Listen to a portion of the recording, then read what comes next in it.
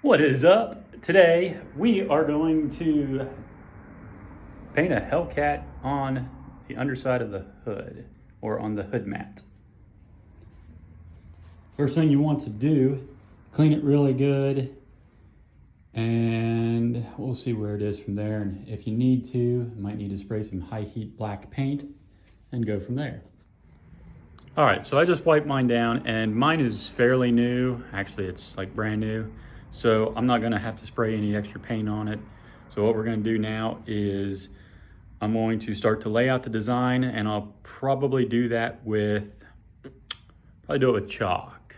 So I'll do that design with chalk. Okay, so I started laying out this with chalk, and I thought, boy, that really doesn't look that bad. I wish I would have videotaped this. So my bad.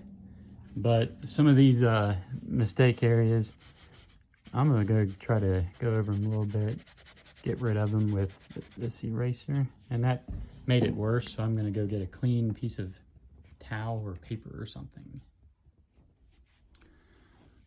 All right, here it is after one coat of white. This is what I'm using. It's very, very old. It's acrylic paint. I'm gonna put a second coat on it, see how it looks then. I will do the Redeye. And as far as a brush, both of these things, I've had. This is just very old, cheap stuff. And this is just very, very free brush that I get in some other supplies. But that's what I'm doing, and then you'll see how I outline it after this. All right, I realize I don't have any video of me actually painting anything, so I'm gonna paint the eye. This is the same old acrylic paint that I've been using on the white. And yes, the chalk outline will go away. You can see some of my chalk mistakes. I can wipe that off later, and I'm going to outline it with a silver so that'll get rid of a lot of the fuzziness.